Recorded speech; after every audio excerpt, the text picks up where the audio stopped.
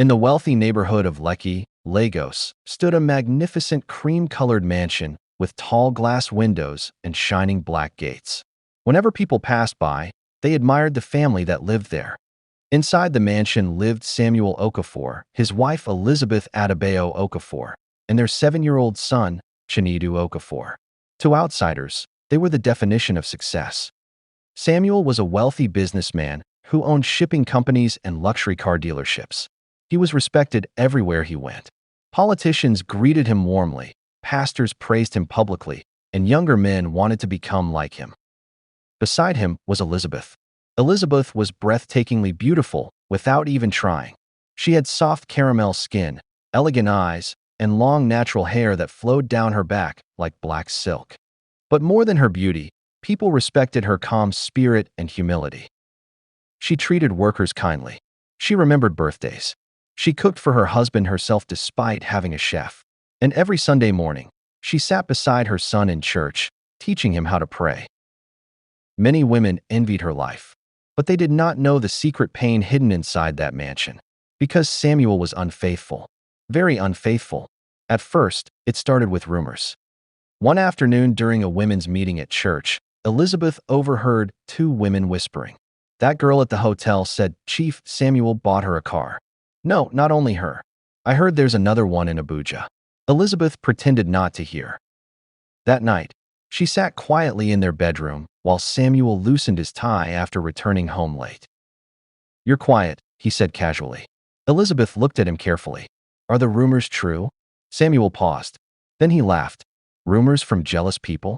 Samuel, you women worry too much." But Elizabeth noticed he never answered directly. Days turned into months.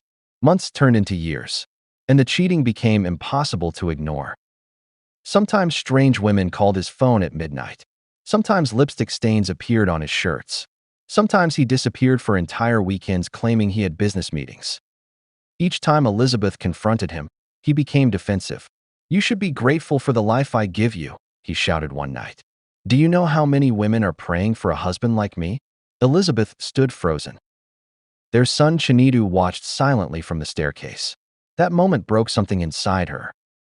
After Samuel stormed out, little Chinedu walked slowly toward his mother. "Mummy." Elizabeth wiped her tears quickly. "Yes, my baby. Why does Daddy always make you cry?" That question pierced her heart deeper than any insult. She hugged her son tightly. "Go to bed, my love. I love you." But that night, Elizabeth cried until morning. As Samuel's wealth increased, his pride increased too. He surrounded himself with younger women, social media influencers, club girls, models, and desperate women attracted to his money. One of them was Sandra. Sandra was bold, flashy, and arrogant. She constantly posted expensive gifts online, went to exotic clubs, vacations without mentioning who sponsored them. Another was Vivian, a light-skinned businesswoman who openly mocked married women. Then there was Angel, the youngest of them all, barely 23 years old. Samuel spent carelessly on them. He bought apartments, paid vacations, designer bags, luxury wigs, and made them feel special. Meanwhile, Elizabeth stayed home raising their son almost alone. Still, she never insulted him publicly, never fought his mistresses online, never disgraced herself. Her silence confused many people. But deep inside, Elizabeth was slowly dying emotionally. One evening during dinner, Chinedu suddenly asked, "Daddy, why do aunties always call your phone?" The dining room became silent. Samuel frowned immediately. "Who told you to ask such nonsense?" "I just want to know." Elizabeth quietly placed food onto Chinedu's plate. "Eat your dinner," she whispered gently. But Samuel exploded. "This is your mother's doing," he shouted. "You are poisoning the child against me." Elizabeth finally lost patience. "No, Samuel," she said calmly. "Your actions are poisoning him." Samuel slammed his fist on the table. "You think because you're beautiful I cannot replace you?" Elizabeth looked at him quietly. "You already did," she said. That night, Samuel left home angrily. He continued his reckless lifestyle, cheating and drinking. 2 months later, he returned from one of his business trips. And when he did, he came back sick and emaciated. At first, everyone thought it was ordinary malaria, but the fever refused to go away. Then came the headaches, the sweating, the weakness. Within 2 weeks, Samuel could barely walk properly. Doctors ran tests after tests. Nothing seemed to work. His body grew thinner. His face lost color. The once proud businessman who commanded respect now lay helpless on a hospital bed. In church, people started talking. Some said it was spiritual. Some said enemies attacked him. Others whispered that he was suffering from the consequences of his reckless lifestyle. One night in the hospital, Samuel suddenly grabbed Elizabeth's wrist weakly. "Don't leave me." Elizabeth looked at him silently. For years, she had begged him not to emotionally abandon her. Now life had placed him in the same position. When they finally returned home, Samuel needed constant care. He could not bathe himself properly, could barely eat. Sometimes he vomited violently at night. Sometimes he cried from pain. And through it all, Elizabeth remained there. She cleaned him, fed him, changed his clothes, gave him medicine. Yet the women Samuel spent millions on never appeared. Not one. At first he lied about them. "They're no women," he said weakly. Elizabeth nodded quietly. But inside, something was changing in her. She was tired. Tired of being taken for granted. Tired of suffering silently. Tired of being the good woman while everyone mocked her loyalty. Then one evening, she saw a message pop up on Samuel's phone. "Angel, baby, I miss you. When you recover, we'll continue our Dubai trip. I miss the way you touch me, and I can't wait to feel you in my arms again." Elizabeth stared at the message for a long time. Then slowly, she smiled. Not from happiness, not from pain, but from realization. That was the day she decided to teach Samuel a lesson he would never forget. The next morning, Elizabeth went to the kitchen, prepared breakfast, took her shower afterwards, and dressed so elegantly in a simple white gown and a luxurious expensive wig and some makeup. She arranged his breakfast and took them upstairs, gave Samuel his drugs, then calmly picked up his phone. One by one, she texted every woman she could find. Sandra, Vivian, Angel, and many others. "Hello, my love, I'm seriously sick. I need some help around the house. My wife traveled and won't be back in 2 weeks' time. Please come take care of me. You don't have to worry about money. I'll pay you." The next day, they arrived thinking there would be money involved. Instead, they met reality. Samuel lay weak, sweaty, and helpless on the bed. The room smelled of medicine and sickness. Elizabeth welcomed them politely. They were in shock. Then she handed Sandra a towel. "You'll help him bathe." Sandra's face changed immediately.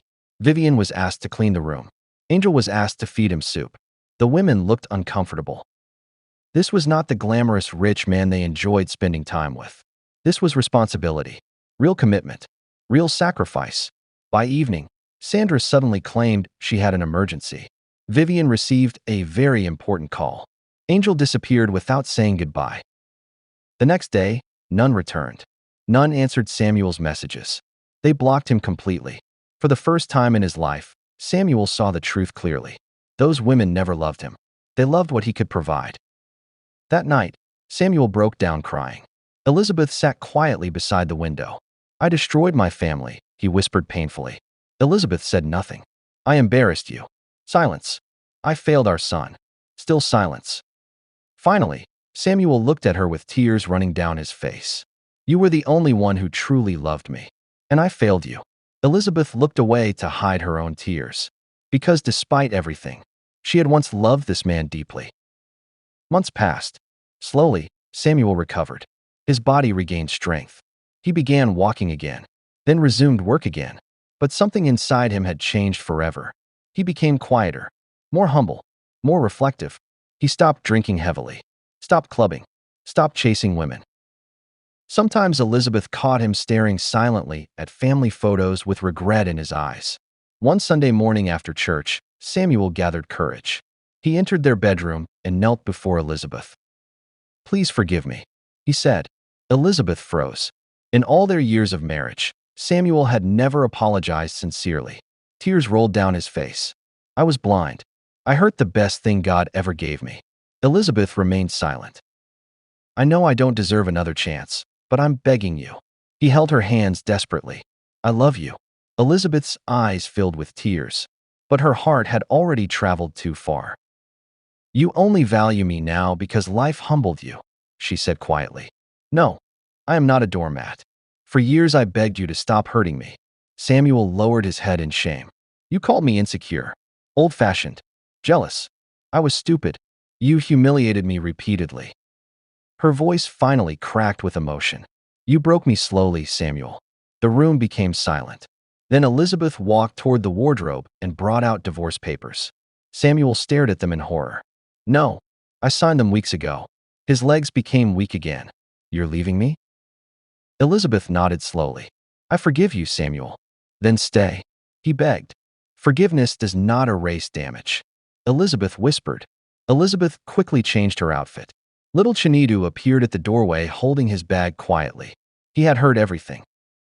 Elizabeth picked up her suitcase. Samuel fell at her feet, crying uncontrollably. Please don't do this. But Elizabeth gently stepped away. For the first time in years, she chose herself. As she walked toward the door with her son, Samuel's voice echoed behind her. I'll never love another woman like you. Elizabeth paused briefly. Without turning back, she replied softly, You should have known that before losing me. Then she walked away forever. Months later, Elizabeth opened a successful skincare beauty business. She became stronger, happier, and peaceful. Chinedu, their son, grew into a respectful young man who learned never to dishonor women. And Samuel? He remained wealthy. But every evening, he sat alone in his massive mansion surrounded by silence. Because he finally learned the hardest lesson of all. A loyal woman can forgive many things. But once her heart truly leaves, no amount of regret can bring her back. Thank you for watching. Please like, share, comment, and subscribe to my YouTube channel.